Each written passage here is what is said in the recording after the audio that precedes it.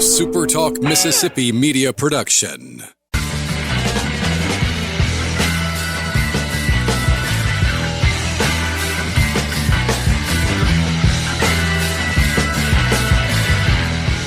All right, here we go. Welcome in. It's a Saturday night and snowpocalypse. We are right in the middle of it, even though so far, knock on wood, things are going okay here in the state of Mississippi. So if you guys are just kind of cooped up in the house on this Saturday night, I appreciate you stopping in. I know we usually go live on Sunday instead of Saturday, but I figured why not do a couple? Everybody is talking about what you guys already know happened on Friday afternoon at Clemson. Dabo Swinney introduces his new offensive coordinator, whose daughter works in the Ole Miss recruiting office and is married to an Ole Miss staff member, if I understand that correctly.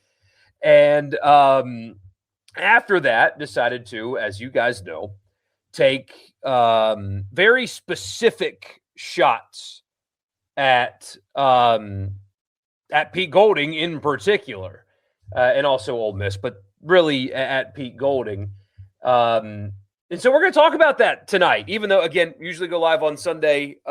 It's just there's nothing else to do. You can't go anywhere. You've got to stay inside, although, again, we're looking okay. I mean, we get this from Joseph. How is it looking down your way? We're looking okay right now. I mean, we're getting rain. It says wintry mix. Uh-oh. Do I need to go wake somebody up? No, I'm just going to hope for the best. It's been raining all day. Nothing too serious right now, so knock on wood. We are doing okay. But I'm glad you guys are here, and we will get into all of it. I've got some thoughts, and I want to hear your thoughts. But first, I want to invite you, please, number one, subscribe to the podcast feed. Wherever you get your podcast, just search Rebel Report and subscribe and leave a rating and a review. But please, Spotify, Apple, wherever you get your podcast, just subscribe there before you do anything right here on YouTube. But also leave a comment, all that good stuff right here on YouTube. And this edition is brought to you by Logan Smith Shelter Insurance. He can take care of you anywhere in the state of Mississippi, anywhere in Mississippi. Auto insurance, home insurance, life insurance, and business. I'm going to be talking to Logan soon about life insurance. I need a new life insurance policy, and I'm going to get one through him because he's got award-winning service. I am in Mississippi. He will take care of me just like he will you. Auto, home, life, business, 601-823-3500. 601-823-3500. Even if you already have insurance, it's worth the phone call. You might be impressed with what you hear from Logan Smith. So check him out, Logan Smith Shelter Insurance, anywhere in the state of Mississippi. So I'm going to spare the recap of what Dabo talked about, only because you guys have seen it and you've heard it and you know what he said already. So I'm just not going to waste your time tonight recapping what you already know happened. Like, you very clearly know what Dabo said, who he said it about, and all of that stuff. So here's more of just kind of like my stream of consciousness, and then I want to get to your comments as well. So what do you guys think about it? Let me know. But first, there is something that you guys might not like how I'm going to start this. There's something that I respect about the ability or the willingness to actually be specific and provide detail about who you're calling out. Because if you listen either on here or those of you that listen to the radio show, you know that I get very annoyed with coaches that call out tampering but are completely unwilling to name names. If you're going to cry about it, if you're going to call people out and you don't name anybody, you're just wasting oxygen. You're a paper tiger. You're whatever adjective you want to use.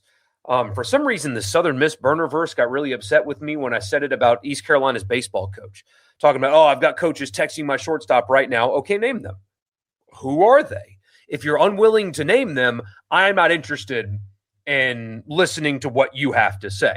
So there is something that I actually like about Dabo Swinney getting behind a podium and being willing to be like, hey, actually, it was them who tampered with my player. Here are the dates. Here's when it happened, and so on and so forth. Now, I know you guys probably won't like that position, but I am somebody that if you're going to if you're going to complain about tampering, name names specifically, or you're wasting your time. And if you're going to complain about calendar or whatever, offer a solution or stop complaining. I don't like people complaining for the sake of complaining. Give me something. If you're going to talk about tampering, tell me who it is. If you're going to complain about calendar, give me a way to fix it. If you're going to complain about money or lack of structure, tell me how it's going to get fixed or how you think it should get fixed, as opposed to just complaining, right? So there is part of that I actually do. I like. Somebody was willing to go on record and talk about somebody else. And he's also right about a lot of what he said. And you guys know this. You agree with the fact that the system is messed up.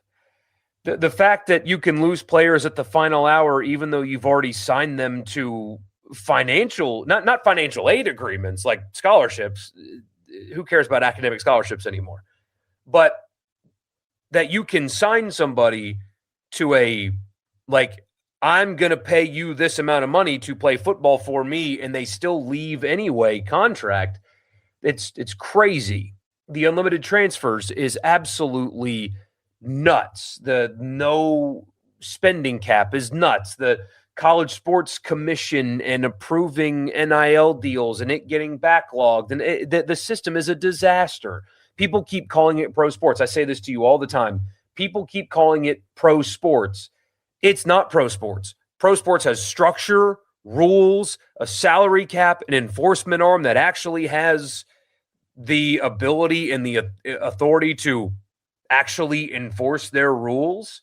And all of those rules and structure are legally allowed, So this isn't pro sports. It's absolute organized chaos, and calling it organized is a little bit crazy. He even brought up collective bargaining, which I think I may be missing one, but I think that he is the second meaningful, quote unquote, college sports figure to actually bring that up. Tennessee's AD has been a proponent of that for a while. Dabo Swinney brought it up. Good.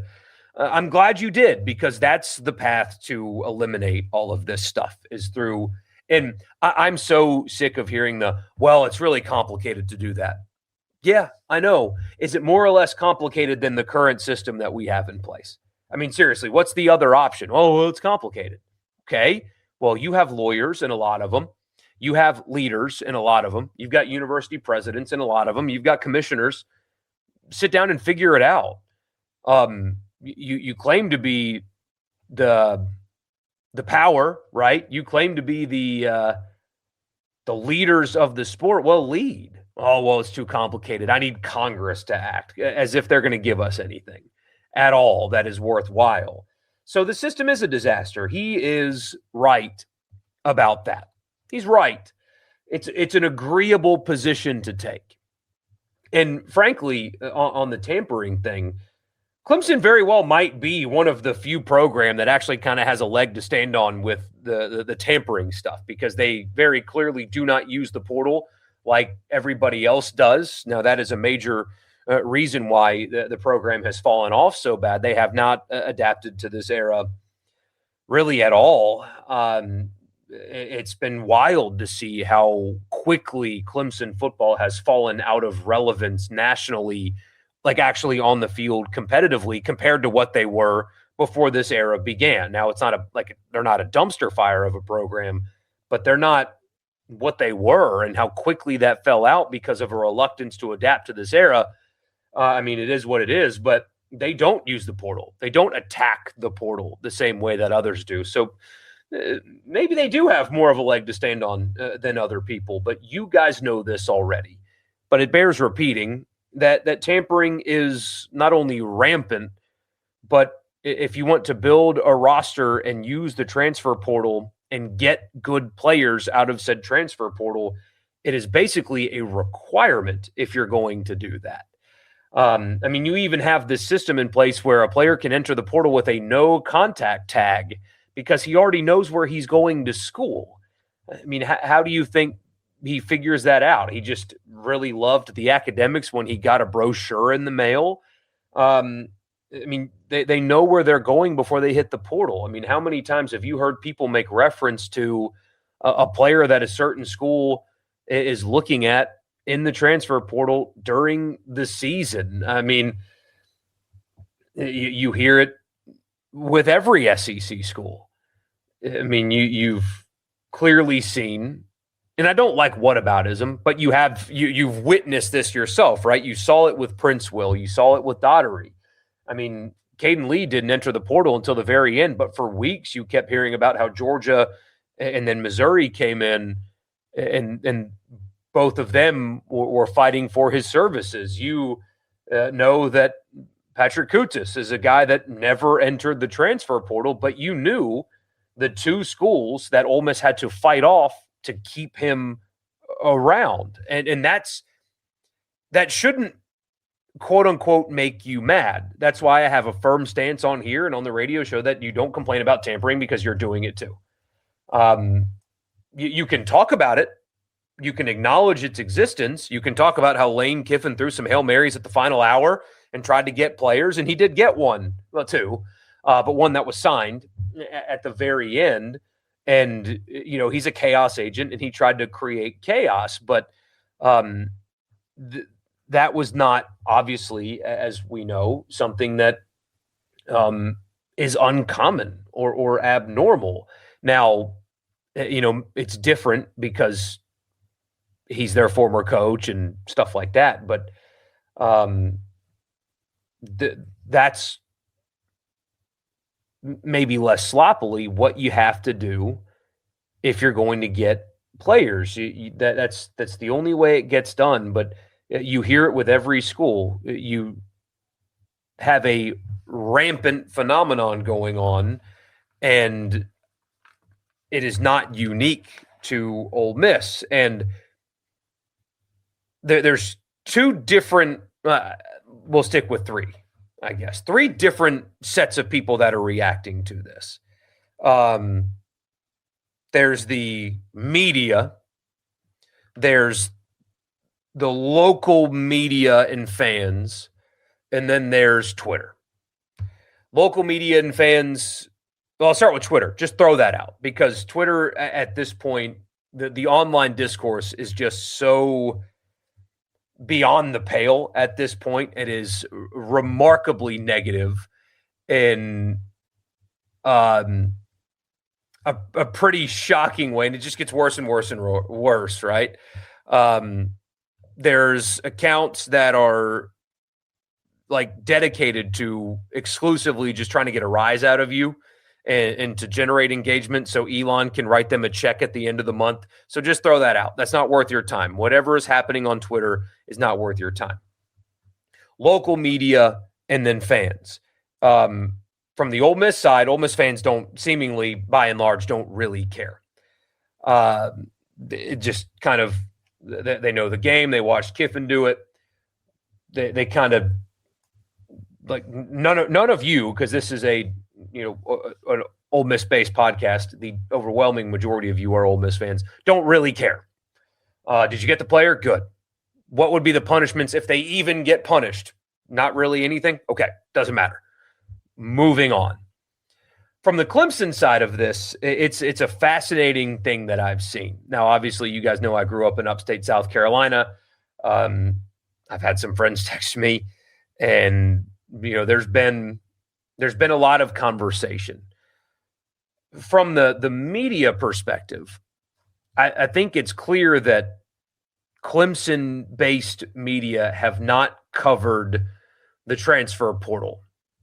They're flabbergasted that this type of situation exists in college football. I even saw the suggestion that Pete Golding needs to come out and apologize for what he's done. It's that they are so caught up in the doing it, not only the whole doing it the right way thing, but also they just haven't had to cover portal situations in the same way that everybody else does. They haven't seen, like, Tyler Barron, what happened with Tyler Barron at the very last minute. They don't really know what went on with Prince Will. They don't follow this kind of thing. They're not familiar with it. So they're shocked that, like, the audacity that this would happen. It's very interesting. It's clearly a group of media people that have not covered this and witnessed it the same way that most people have. The fan reaction is interesting because if I were a Clemson fan, and this is what I've said to Clemson fans today, it's easy to buy this in the offseason. Remember a couple years ago when Brian Kelly said the whole other schools are just going to buy great players, we're going to build a culture here or whatever. And I said at the time, and man, I don't get a lot right, but I nailed it at the time. Brian Kelly's full of it. This is easy to sell in April. And of course, it was eaten up. Everybody loved it. Oh man, look at Brian Kelly. He's not going to buy players. He's going to build them the right way because that's what we're going to do at LSU. And then he sucked. That's an easy sell in April. That's an easy sell in the offseason. We do things the right way here and all that stuff is a very easy thing to buy when the games aren't happening. Dabo Swinney cannot lose a game for 8 months. He's got a long time before he'll go to Baton Rouge in a roster that was built through the portal, through a lot of money, which is not insulting, by the way. I don't know why people get insulted by that. Matt Bowers on Twitter said that. He's like, why does that bother people? Yeah, you spent a lot of money on your roster. That's the game. You're playing it. Good. Like, who cares? But when a roster that was built in the modern age beats the absolute hell out of his team, you can't sell we do it the right way thing anymore. Fans they eat this stuff up right now. Oh, they're dirty. We're clean. You're awful. We have integrity. That's great right now because you're not losing football games. Not a single person, not one person that is got their chest puffed and proud about doing things the right way is going to feel like that when LSU beats them to the ground. So it's an easy sell right now. If you want to win in today's college football, you got to play dirty. Should it be that way? No, it shouldn't be that way at all. This system sucks. It sucks for Clemson to sign a player and then he come to your campus and leave a week later or whatever the timeline is. That sucks. Like that should not be the system. But it is. And Clemson's not the first victim of that. They're not going to be the last victim of that either. But if I were a Clemson fan, when I would come down from the height of morality, I would look at my program and think, wait a minute. Instead of doing what it takes to win, my coach is grandstanding behind a podium on a Friday afternoon. Instead of addressing needs through the portal, he is again leaning on high school recruiting. And in this era, just that alone is not enough. How do I know that? Because the program has fallen off. Instead of adapting, my program has been stuck in 2019. And it's not 2019 anymore. And we're not winning games anymore. And instead of fighting fire with fire, my coach is calling the kangaroo court. And that would worry me. But it's the off season, so I don't have losses to worry about. But that would worry me. And that whatever. That would bother me. But the national media reaction, so that's the third, right? You have Twitter, whatever, throw it away, doesn't matter. Twitter discourse doesn't matter. The local reaction, almost fans don't really care. It's clear that Clemson is new to this. Just the whole body is new to this. The national media reaction is interesting. Because while this is a unique case, you haven't really had a coach call out a specific program, let alone another coach, and say the things that Dabo said. I mean, that's new. That's very new. That is unprecedented. But some of the reaction nationally is a pretty good indicator of where sports commentary has, or what it has evolved into. Because I saw a lot of pretend shock and hyperbole. I'm kind of a hyperbolic guy myself, but a lot of hyperbole. And even guys like Booger McFarland, a CAA client, LSU grad, go look at what he said about it. All those guys, all the national guys that reacted to that in a way that was pretending like this was new information or unique, or it's unique that Dabo's doing this, but I'm talking about the circumstance that Dabo was calling out. Acting like that is unique is hackery, is what that is, because everybody that talked about that in that way knows really what the deal is. Like, they're aware of how this works, but they pretend not to be aware of how it works, because that reacting to it the way they did generates more engagement. Instead of being real about the current state of it, some people have chosen to pretend like tampering's not rampant, tampering isn't done by coaches, that guys don't go to one school and then leave and go to another, that signing anything is actually binding in any way. Again, this isn't even the first time this has happened. You listening to this and watching this know the Tyler Barron story. It's not the first time that this has happened. It happened to you, so you've witnessed it. This isn't new. And the people that cover the sport know that it's not new. They're very well aware of how this actually works. They praise the pickup of a player that entered the portal after having to be convinced to go into the portal about being a great pickup. They will spend the offseason talking about Missouri's new quarterback who entered the portal with a non-contact tag, and they know how that goes down, but they don't care.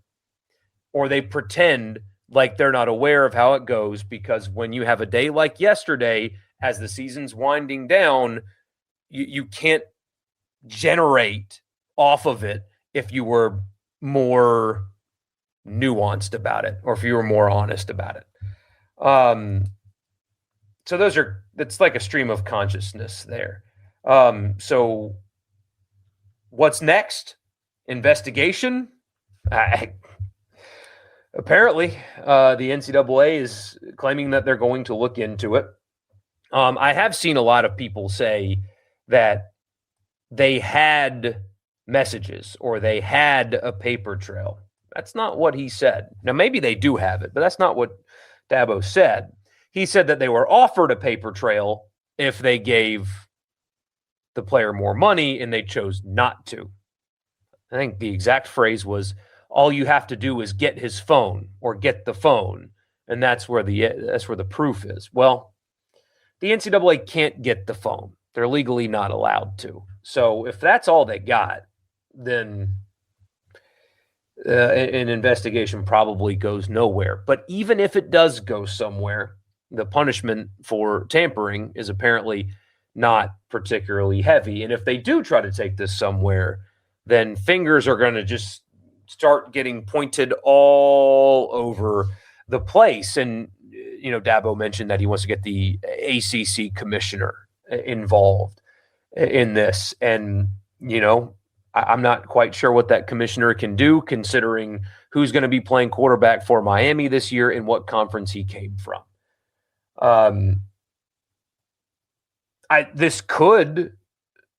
Changes were already happening, by the way. They were already discussing this behind the scenes. This is not going to be a catalyst for change the way some people are suggesting it will be. That they were already talking about this at the conference level and behind the scenes. This isn't new. There's been long conversations about tampering and the lack of enforcement and stuff like that. So this isn't going to do anything new. They've already been working on this. But the NCAA really is powerless in its enforcement of this. Lawsuits would come up, all that stuff. It'd be a mess. So where this has to come is from the conference level. I think maybe something can happen there, whether it come from conference rules or interconference transfers or something like that. That's where this would have to come from, I think, is from the conferences. I do think it's in the commissioners, all of them, best interest to come together and try to come to like a blanket agreement or something like that. But again, they have not expressed the ability to do that. They can't even get to a playoff format and agree to that correctly. So there's no leadership because there's no power to be given to the people that hold leadership positions to make blanket, real, enforceable, tangible, enforceable changes to the sport that it so desperately needs. But let's pretend for a second like they try to take this to like make this a legal issue. I'm not a lawyer, but I do talk to some sometimes. If they tried to make this a legal issue, you've got a player that they insist on treating like a regular student, because that's the thing here. He's a regular student. That's what the player is. That's what they insist he is. He's a regular student. He's not an employee. He did not have an employee-employer contract with Clemson. He is free to go to whatever school he wants to go to as a regular student because he's not an employee. If you try to restrict his movement or stop his ability from playing by doing something that he is legally allowed to do, the rules get challenged in court. And when that kind of rule, that kind of restriction gets challenged in court, they generally lose. It's not really a defensible position. How can you legally restrict the movement of a non-employee? That's why we've gotten unlimited transfers in the first place. That's how we've gotten to this point. That's how we've gotten to the money component of this. That's how we've gotten here, is you insist on them being regular students. And so as a result, even if this goes somewhere and becomes a thing, the punishment's not particularly severe, at least on paper, unless there's some kind of what does the NCAA call it? Anyway, if there's something to heighten it, which again, there's no, at least according to their own words, there's no paper trail. They know that this happened, but they can't prove it because just go get his phone and you've got everything. Well, that's not how it works.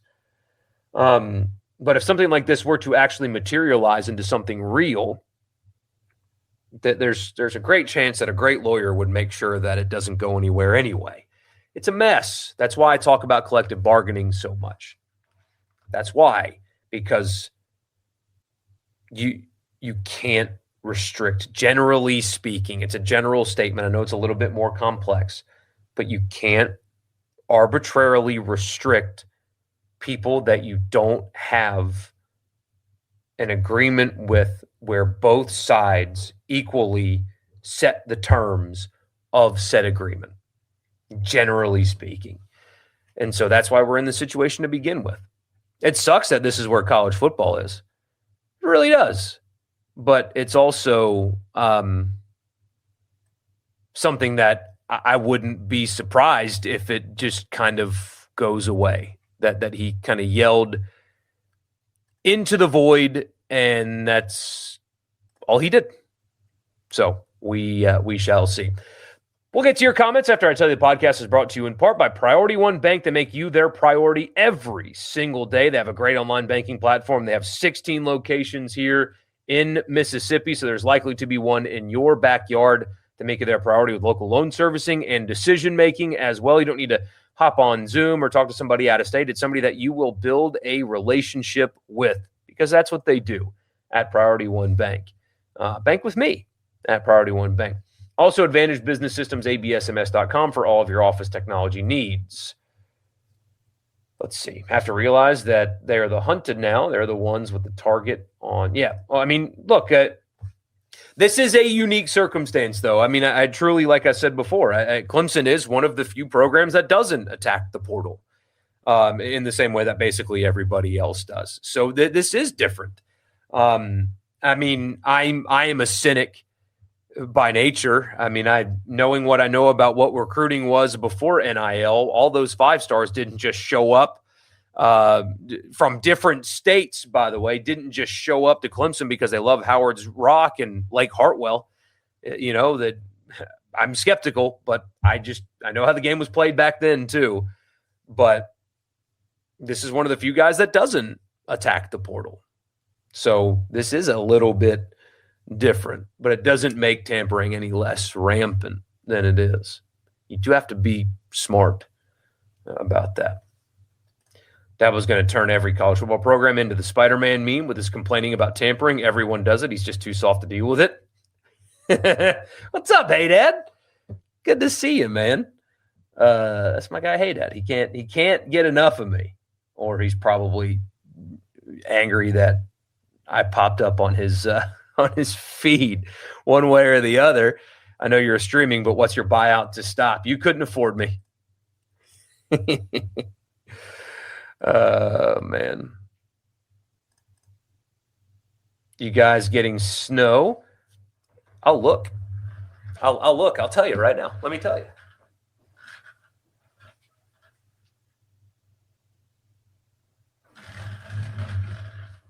Nope. Not yet anyway. Not yet. Glad I saw this. Was bored and had already checked the message boards 100 times today. Gosh. Bottom line is Dabo had to lose the goody two-shoes bit and be a big boy and start playing like – or Dabo has to lose the goody two-shoes bit and be a big boy and start playing like everybody else, or he'll go down with the ship. I mean, those are his – what Dabo needs to happen is he needs very significant sweeping changes to happen immediately. And do any of you think that's happening? No. I think Chase Parham made an excellent 2 really good points today. One of them was from the agent perspective. If you're an agent, do you look at what happened on Friday with Clemson and want to do business with them? Probably not, right? I mean, Farrelly's agent did create leverage for and get a better deal for his client, and then his client's name gets plastered all over everywhere for just doing what other players do. And so are you going to look at that situation and think, you know what, I need to go and bring my player there. That's what's best for my player, is I'm going to do what I do. Every other school in the country understands that because there are no rules, they have to let me do what I do. And until there are rules, I can do whatever I want. And none of them are going to call me out, but Clemson is. Clemson is going to put my client on blast like that. I'm okay. I'll find other places for my player to go. That's certainly possible here. And the other point, I wonder if his point is, and I agree, I wonder if Dabo's kind of putting his hands up and not quitting, but putting his hand up and saying, I will not compete the same way everybody else does. And if I lose, I'll lose. It's possible. Absolute worst that could happen to Pete is a 1-game suspension. Oh, well. I mean, I guess possibly more, but yeah. I respect calling it out. Kind of feels like he's just trying to save face because he knows he can't be successful in this era. I mean, that is most certainly a possibility here because, again, like I said, people buy this stuff right now. Look, even national media guys that know the score here bought it.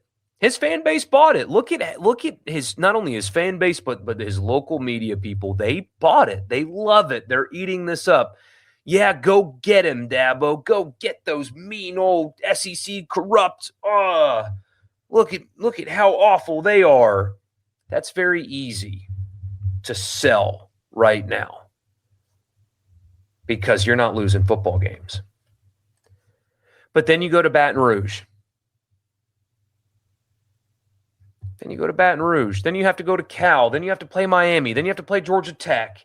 Then you have to go to Florida State and Duke and Syracuse. And then you have to play South Carolina. And then you're going to miss the playoffs again because your roster's not good enough. And your fans are going to wonder, wait a minute, why are we here?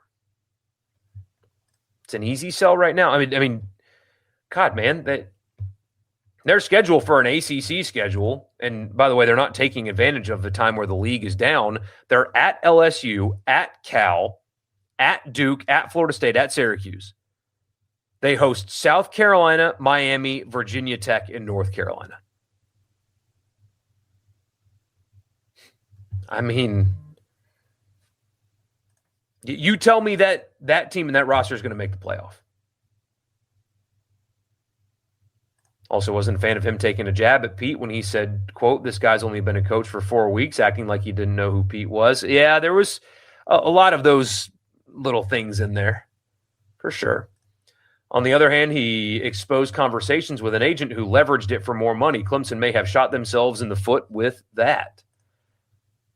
If Dabo wins the case, what does that mean for the rest of college football programs? They all go down for the same thing. Everybody's just going to put everything on blast across the country. Not for 1 second do I believe Pete has his visits, quote, unorganized and all over the place. I mean, that was also a program that was in the middle of coaching turnover, staff turnover, and participating in the playoff. Clemson didn't have any of that. So it probably did feel different at Ole Miss than it did at Clemson because they had playoffs to get ready for. Clemson didn't. And also, what was presented Friday is only one side of the story, and one side of the story that is being told to make one side look good. And look, maybe that was the 100% truth without spin at all. Maybe it was. But that was only one side of the story. And one side, as always, in life and in everything, both in our private lives, I'm guilty of it, and in our public lives, the side of the story we tell is our side of the story, what we feel. And what we feel isn't always the truth. I'm just wondering if there were a lot of people that just bought that 100%, and I don't know if they should. What is going on with Prince? Well, nothing. He went to LSU. Ole Miss is going to get a buyout for him. He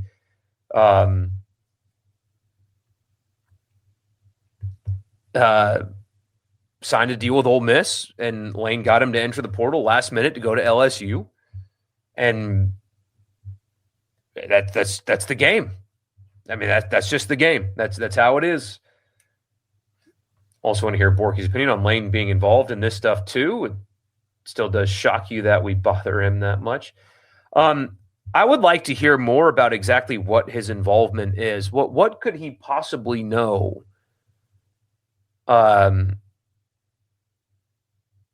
could he have added there? I would like to know more. I'm not doubting it. I just would like to know more. And I'm not even talking about the political thing today. He does need to spend less time on Twitter. My goodness. I know he's a Twitter guy, and he's always been a Twitter guy, but man, is he tweeting a lot lately. And it's odd. The calling for peace between fans, man, you're a villain, and that's okay. Your program is villainous, and they thrive in that. That's what they want you to be. It's what LSU wants. They don't want you to hold hands and skip through a prairie with Ole Miss. They want you to hate Ole Miss. It is a rivalry that is steeped in tradition. I don't know why he's still trying to convince people that he's this zen, merciful, peaceful, reformed person. No, man, you're a villain. And you don't have to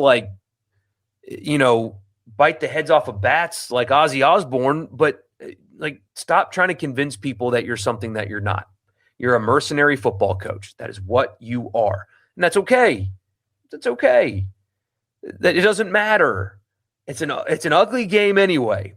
And you play it as good as anybody. So just lean into that. That's what your people want. That's what your institution is. LSU's a villain, and they like that. They thrive in that. They're okay with it. Let's hold hands and be peaceful. And it's odd. You did a villainous thing, man. Everybody was reminded of why you have the reputation that you have, and it's okay. But just stop pretending now. He looked like a crybaby, blaming Ole Miss for his own lazy failures. Pete didn't run to a mic every time Ole Miss was tampered with. He went to work. If I was Ole Miss, I would tell the NCAA to pound sand. How does a buyout work with LSU for Principal and Harper? Do they have to pay by a certain date or what? Yes, I believe it's this summer. They have to pay this summer in full. In full. Honestly, think nothing is going to happen. Too many consequences for high-profile programs. From a punishment perspective, you mean? Yeah, I mean, I'll believe it when I see it. I'll believe it when I see it. I just don't believe that they have the ability to enforce these things. The second you get lawyers involved, you do hope Clemson wins their first game of the season this year. I want Lane to go down in his first game. Unfortunately, the roster difference between those two teams is pretty stark.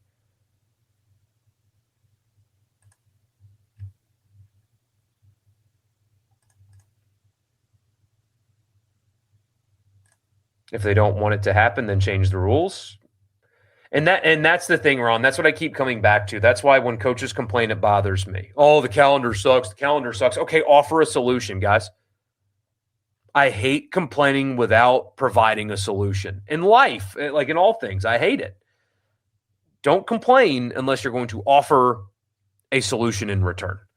So when all these millionaire coaches complain about calendar, okay, tell me how to fix it.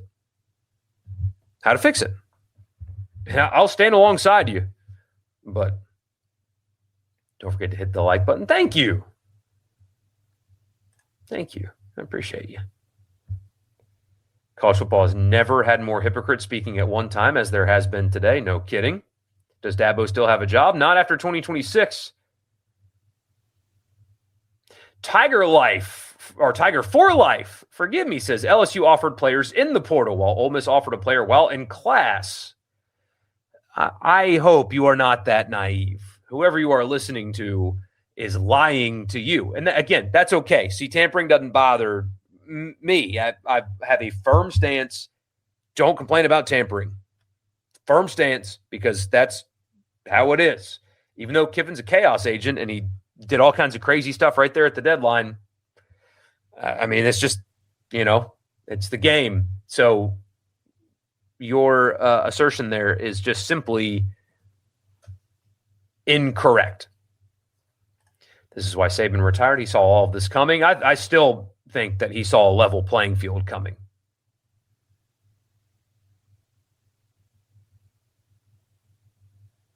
People blasting Ole Miss today are the very same people who are telling Ole Miss fans to stop complaining because everyone does it just a week ago. No kidding. Was it Brian Kelly that sucked to the players? Yeah, a little bit of both, probably. I was never bought in on Brian Kelly, though. I mean, from day one, I called him the most overrated coach in the country. I never thought it was going to work there. Again, I get more wrong than I get right, but I got that one right. Think you can't do anything without Congress? Top players have no incentive to collectively bargain, and even if they did, antitrust would destroy it in court. Why would antitrust destroy a collective bargaining agreement? Why would they? And you say top players have no incentive. Top NFL players do it. And I know that's been established over decades, but here's what the schools are. You provide the platform and the money and the facilities and everything. You are the provider. Without you, the players have nothing. The NFL is not going to start taking 18-year-olds. So without you, they have nothing. Okay, if you don't want to play, you don't have to play. If you don't want to come to the table with us, go play JUCO and see how that goes for you. Yeah, see how that goes for you. Go to Blinn, Texas or whatever, or Independence College. Go play there, Mr. 5-star. If you don't want to sit at the table with us, go ahead. There is incentive because without the colleges, what do they have? Nothing.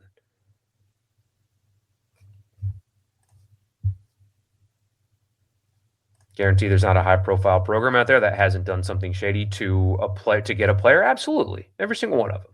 But driving back from Nashville to Memphis Thursday, listening to the radio and pearl clutching was comical. Those folks acting like the NCAA is the FBI, they have no authority. Dabo better figure out handshakes and high fives around the room don't mean jack anymore. No kidding. So lose for the NCAA. They either ignore Clemson or they start a war among the teams. Will they investigate LSU, Florida State, Miami, Alabama, and so on? Exactly. That's the can of worms that they open up here. If you're going to do this, then you've got a real problem on your hands.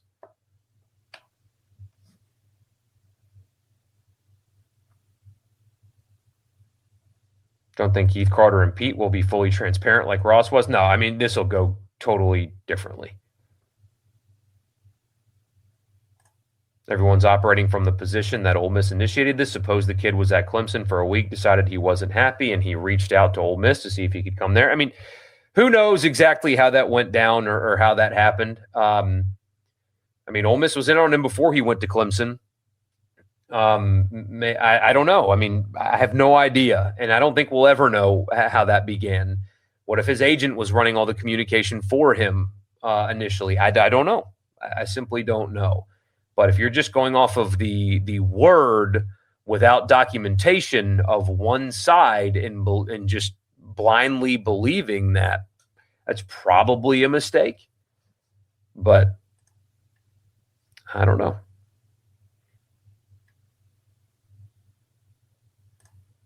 Wicked Brew with the super chat. Thank you, man. Really appreciate you. Completely unnecessary, but thank you. As a regular student, if another school offered me a bigger financial aid package, I can drop my current classes and transfer. Exactly. And that's what it comes down to.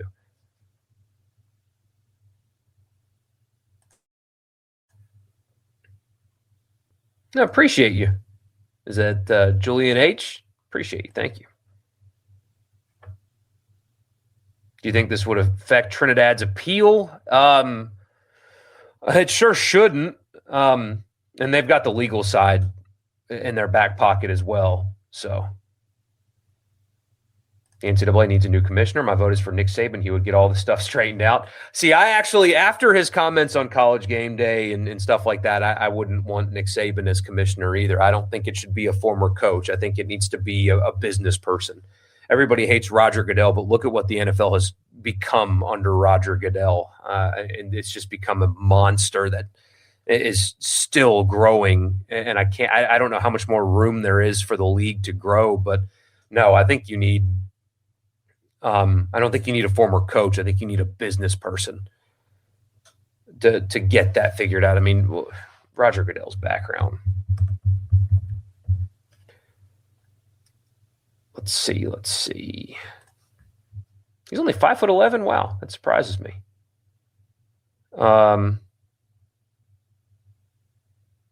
Never even played college football, although he could have. Apparently, he was a super athlete in high school. Let's see. Gosh, it doesn't even like outline his career on Wikipedia. Just has early life, and then he graduated with an economics degree in college, and he's got 2 kids.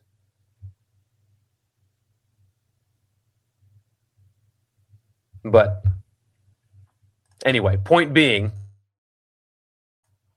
I don't want a former coach, especially one that benefited from the old ways in ways that not enough people talk about.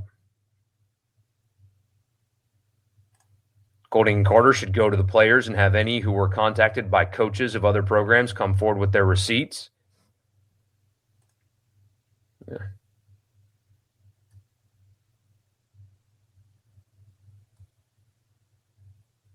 See, think Dabo did himself in, should have called out the NCAA to stop tampering, but no, poor guy, someone led him into this Dabo disaster.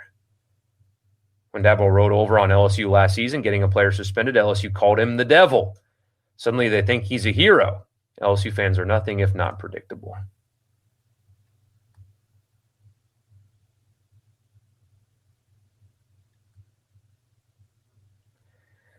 And the burners are here. Of course, every agent's going to check other schools for more money. Their client It happens everywhere. Yes.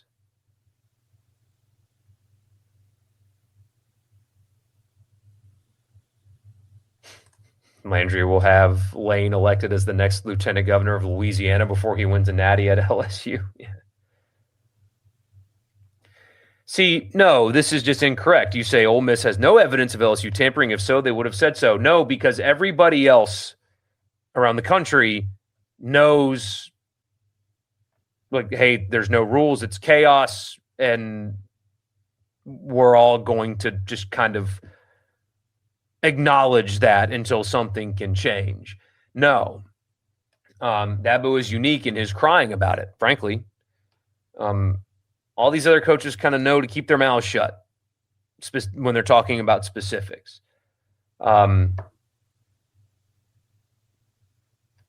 yeah, you're just incorrect there. Sorry. When Kelly did that Southern accent, oh man, that was it. Yeah, I mean, it was horrible.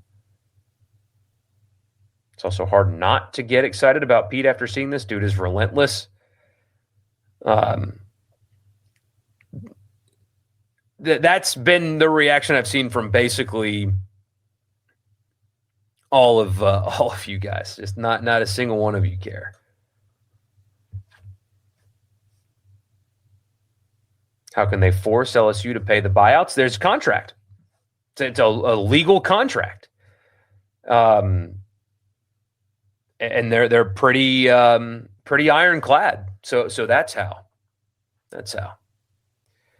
The fact that he got Dart to call him, I know that part of it kind of cracked me up, to be honest with you. I laughed when I saw that.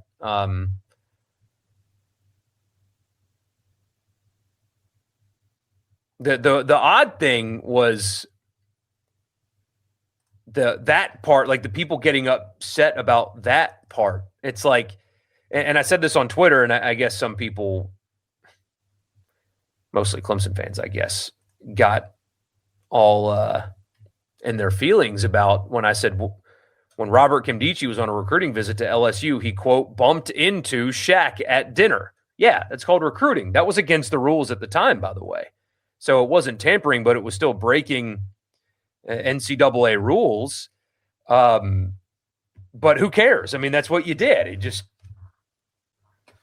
Shaq happened to be right there at the restaurant. And I mean, honestly, I respect the move. Do what you got to do, man. It was a dumb rule at the time anyway. And so, I mean, kudos to LSU for getting Shaq to meet Robert Kimdichie. I mean, okay, Dart made a phone call. Boo-hoo. Of all the things to be upset with about this, Jackson Dart in his goofy outfits making a phone call is at the bottom of that list. What are your thoughts on Austin Thomas throwing Pete under the bus? I would like to actually see that conversation. I have a feeling that that wasn't exactly portrayed exactly correct. But maybe I'm wrong. I don't know. Really thought it was funny that Pete basically said, no problem, we'll double it. I mean, just gave him an extra year is really all they did, right? It wasn't like doubling the year amount. It was, or doubling the, AAV or whatever. They doubled the length of the contract, right? So anyway, interesting times. We'll be back live tomorrow. I'll be honest with you, unless something comes up new about this, We'll talk about other stuff tomorrow. I mean, Ole Miss has added a player, and we'll talk about what his impact will be on the roster and stuff like that. So, anyway, good question here. How do you think the NFL scouts view guys who transfer a lot just to up the pay? It's interesting, actually. On the radio show, we've talked to multiple people that worked in the scouting department for NFL teams. And as they laid it out, it depends on the team and it depends on the player. If there's a player that is a can't-miss prospect, it doesn't matter how many times they transfer. It doesn't matter if they opted out of a bowl game. But if they have two players that they have graded out the same position, same grade, they think the players are basically the same, and one transferred 3 times and opted out of a bowl game, and one stayed at the same place the whole time and didn't, they would favor that player more than the other one. It's very anecdotal, but that's said generally, it depends team to team, stuff like that. But generally speaking, that's kind of how they felt about it. So say goodnight, Michael. Yeah, good night to you guys. I really appreciate you being here. And again, we'll be live tomorrow. We'll push this past unless something new comes up, because we just don't need to rehash the same conversation over and over. So yeah, I appreciate you guys. I'll see you tomorrow night. A SuperTalk Mississippi media production.